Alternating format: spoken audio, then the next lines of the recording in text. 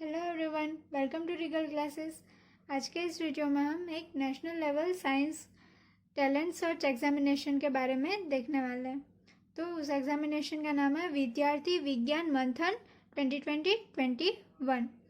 तो ये जो एग्जामिनेशन कंडक्ट होती है उसका मोटो क्या है वो सबसे पहले हम देखेंगे। फिर उसकी एलिजिबिलिटी, उसका सिलेबस क्या होता है, उसकी रजिस्ट्रेशन प्रोसेस क्या होती है, कौन कौन सी लैंग्वेजेस में कंडक्ट होता है, उसका पेपर पैटर्न क्या होता है, क्वालिफाइंग क्राइटेरिया क्या होता है, और फिर उसमें रिवॉर्ड्स, जो स्टूडेंट्स टॉप करते हैं उनको क्या रिवॉर्ड्स मिलते हैं, इन सारी चीज़ों के बारे में डिटेल में बात करेंगे। तो सबसे पहले हम उसका मोटो देखते हैं। तो ये बेसिकली जो स्कूल स्टूडेंट्स होते हैं उनमें जो साइंस, प्योर साइंस होता है उसके बारे में इंटरेस्ट जगाने के लिए ये एग्जामिनेशन कंडक्ट होती है। ये हर साल होती है। फिर इससे जो स्टूडेंट्स क्वालिफाई करते हैं उनको ट्रेनिंग भी मिलती है वर्कशॉप्स के थ्रू। जो नेशनल और स्टेट लेवल में टॉप करते हैं उनके लिए वर्कशॉप्स और ट्रेनिंग भी होती है, जिसमें उनको एक्सपेरिमेंटल स्किल्स, कम्युनिकेशन स्किल्स, वो सारी स्किल्स डेवलप करते हैं, उसमें चेक करते हैं। फिर उनको नेशनल लेवल में मिलता है। फिर जो भी टॉपर्स होते हैं, विनर्स को various R&D institutions in the country, R&D मतलब कि रिसर्च एंड डेवलपमेंट जो इंस्टीट्यूट्स होते हैं उसकी विजिट करने को मिलती है। वहाँ के जो एमिनेंट साइंटिस्ट होते हैं उनसे मिलने का मौका मिलता है और उनसे नॉलेज लेने का मौका मिलता है। तो जो रिसर्च एंड डेवलपमेंट में, जिनको रिसर्च में जो भी स्टूडेंट को इंटरेस्ट है उनको ये एग्ज़ाम ज़रूर से देनी चाहिए। और to educate school children about India's contribution from traditional to modern world.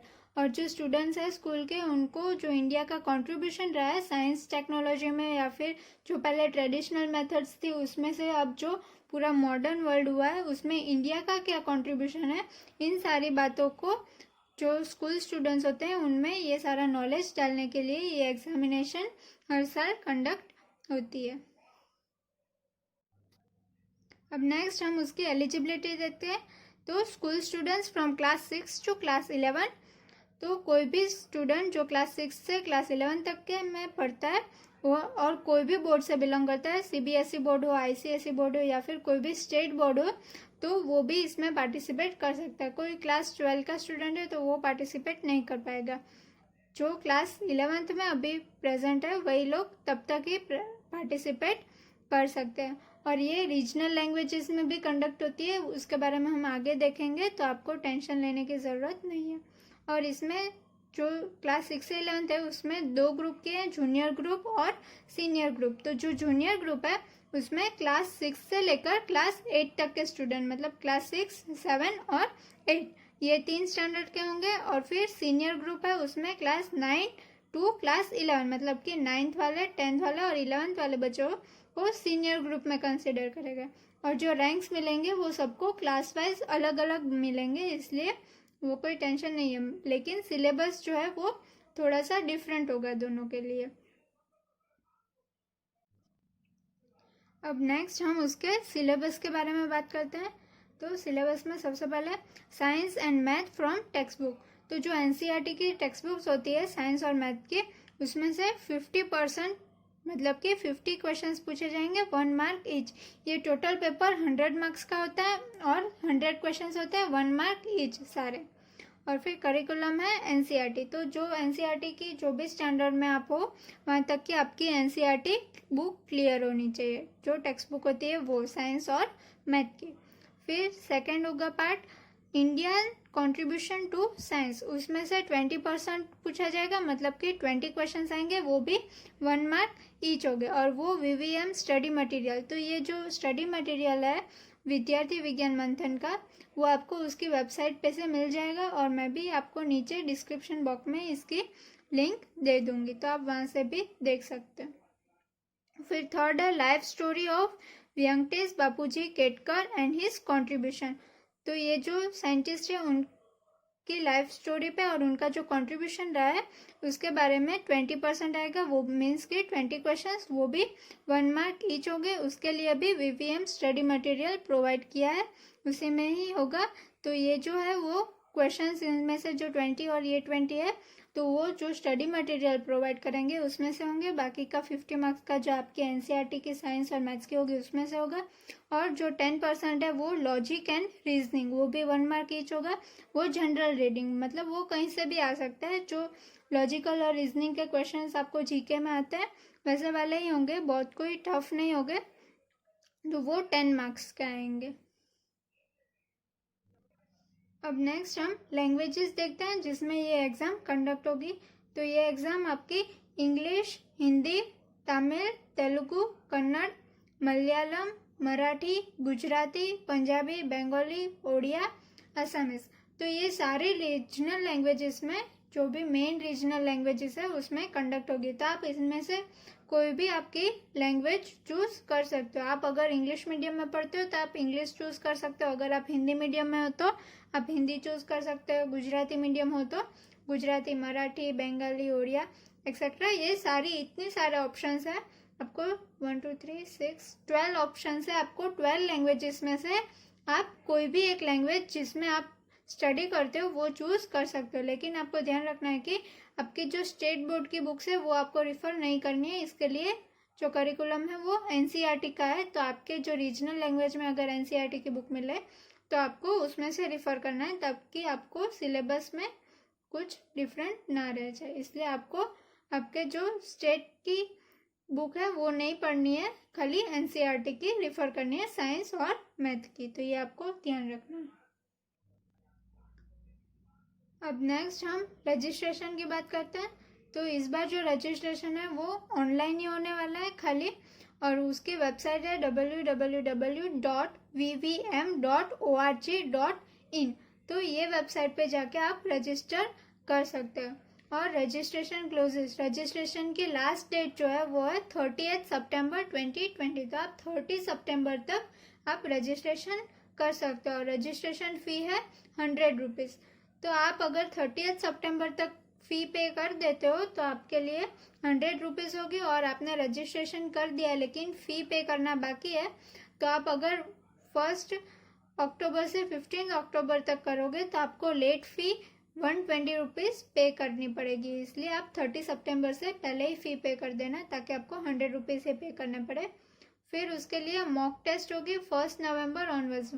1 नवंबर के बाद आपको मॉक टेस्ट दी जाएगी, जिसकी वजह से आप फेमिलियर हो जाओ और जब आप एग्ज़ाम दो तब आपको कोई डिफ़िकल्टी ना रहे। इसलिए उसके लिए चेक करने के लिए आपके लिए मॉक टेस्ट भी प्रोवाइड होगी, वो 1 नवंबर के बाद आपको मिल जाएगा। और अगर आप रजिस्ट्रेशन कर लोगे तो फिर आपको नोटिफिकेशन मिल जाएगा, जैसे ही मॉक टेस्ट कोई अरेंज होगी वैसे आपको नोटिफिकेशन आपके जो फ़ोन नंबर या फिर ईमेल आईडी डाला है उसमें आपको नोटिफिकेशन मिल जाएगा। फिर डेट ऑफ एग्ज़ाम, तो एग्ज़ाम संडे को 29 नवंबर और मंडे को 30 नवंबर, ये 2 दिन में से आप कोई भी दिन चूज़ कर सकते हो, लेकिन आपको पहले से ही डिसाइड करना है कि आपको कौन से डे में एग्ज़ाम देनी है, फिर आप चेंज नहीं कर सकते। एक बार आपने फिक्स कर लिया कि आपको 29 को देनी है तो फिर आपको उसी दिन देनी पड़ेगी, और ये लॉगिन वंस ओनली, एक ही बार आप उसमें लॉगिन कर सकोगे। और टाइम ऑफ एग्ज़ाम है 10 AM to 8 PM। तो इस टाइम इंटरवल के सुबह के 10 बजे से रात के 8 बजे के बीच में कोई भी आप 90 मिनट्स सिलेक्ट कर सकते हो। आपको वो पेपर करने के लिए आपको 90 मिनट्स मिलेंगे। 100 मार्क्स का पेपर है और आपको 90 मिनट्स मिलेगी, और आप एक ही बार लॉगिन कर सकते हो। इसलिए आप ध्यान रखना कि आप जब भी एग्ज़ाम के लिए बैठे तो आप सफिशिएंट टाइम हो तो तभी आप एग्ज़ाम देने के लिए बैठना, क्योंकि आप एक ही बार लॉगिन कर सकोगे। एक बार लॉगिन करके फिर आधे से छोड़ दिया तो फिर आप सेकेंड टाइम फिर से एग्ज़ाम नहीं दे पाओगे। इसलिए जब भी आपके पास पूरे 1.5 घंटे का टाइम हो तभी आप लॉगिन करना। फिर उसका रिज़ल्ट 15 दिसंबर 2020, तो 15 दिसंबर तक इसका रिज़ल्ट भी आ जाएगा। और अगर आप सिलेक्ट होते हो तो फिर आपको स्टेट लेवल कैंप होगा, फिर उसमें से अगर आप सिलेक्ट होते हो तो नेशनल लेवल कैंप होगा, और फिर उसमें से फाइनल जो नेशनल लेवल विनर्स होते हैं उनको सिलेक्ट किया जाएगा। अब हम पैटर्न ऑफ क्वेश्चन पेपर देखते हैं, मतलब कि किस टाइप के पैटर्न होगी क्वेश्चन पेपर में, वो देखते हैं। तो जो सेक्शन है वो 40 मार्क्स का होगा और वो वीवीएम मटेरियल में से आएगा, और जो सेक्शन बी है वो 60 मार्क्स का होगा और वो एनसीईआरटी और रीजनिंग होगा। दोनों में एक एक मार्क के क्वेश्चन है, इसलिए 40 क्वेश्चन और 60 क्वेश्चन रेस्पेक्टिवली होंगे। और ये जो फर्स्ट है सेक्शन है वो वीवीएम मटेरियल, जो मटेरियल आपको उसकी वेबसाइट पे प्रोवाइड किया है उसमें से आएगा, और नेक्स्ट जो है वो एनसीईआरटी में से आएगा। और फिर टाइमिंग जो सेक्शन ए है उसके लिए आपको 30 मिनट्स मिलेंगे, 40 क्वेश्चन 40 मार्क्स और आपको मिलेंगे 30 मिनट्स। और जो सेक्शन बी है उसमें 60 मिनट्स मिलेंगे, 60 क्वेश्चंस और 60 मार्क्स। ये एक टाइप की ओपन बुक एग्जामिनेशन है, क्योंकि आपको घर से ही देना है, आपको कोई भी सेंटर पे नहीं जाना है। तो जो सेक्शन ए है वो 30 मार्क्स का है, 30 मिनट्स मिलेंगे सॉरी, और 40 मार्क्स का है और 40 क्वेश्चन है। और जो सेक्शन बी है वो 60 मिनट 60 क्वेश्चन 60 मार्क्स। तो आपको यहाँ पे 1 मिनट मिलेगा पर क्वेश्चन, और यहाँ पे आपको 1 मिनट से कम टाइम मिलेगा।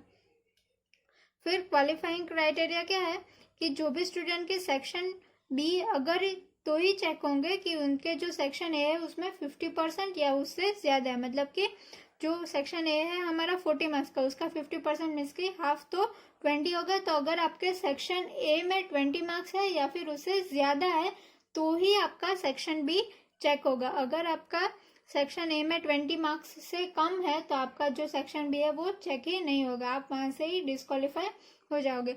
और इन केस कोई भी टाई हो रहा है तो आपका जो सेक्शन ए के मार्क्स है वो जिसके ज़्यादा होंगे उनको सिलेक्ट किया जाएगा, मीन्स कि उनको आगे बढ़ने का मौका मिलेगा अगर कोई टाई होता है तो। वरना तो फिर खाली सेक्शन ए में 50% से ज़्यादा, मतलब कि 20 मार्क्स से ज़्यादा होना चाहिए। इसलिए आपको ये भी अच्छे से अटेम्प्ट करना है, क्योंकि अगर कोई सेक्शन बी में आपसे सेम मार्क्स लाया है तो फिर अगर आपके सेक्शन ए में अच्छे मार्क होंगे तो आप सिलेक्ट हो सकते हो।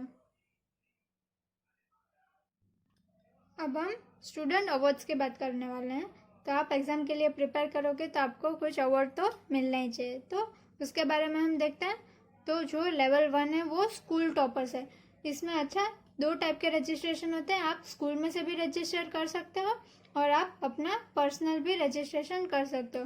तो अगर आप स्कूल में से रजिस्टर कर रहे हो तो आपकी स्कूल में से 10 स्टूडेंट्स या फिर उससे ज़्यादा होने चाहिए तो ही आपके स्कूल को सेंटर मिलेगा। तो जो स्कूल टॉपर्स होंगे उसमें टॉप 3 को मेरिट सर्टिफिकेट मिलेगा। फिर जो लेवल 2 होता है वो डिस्ट्रिक्ट टॉपर्स का होता है, उसमें भी जो टॉप 3 होंगे उनको मेरिट सर्टिफिकेट मिलेगा। और ये डिस्ट्रिक्ट में जो भी सारे स्कूल्स या फिर जो भी स्टूडेंट्स अपना पर्सनली अटेंड कर रहे हैं वो सारे काउंट होंगे, उसमें से जो टॉप 3 होंगे उनको मेरिट सर्टिफिकेट मिलेगा।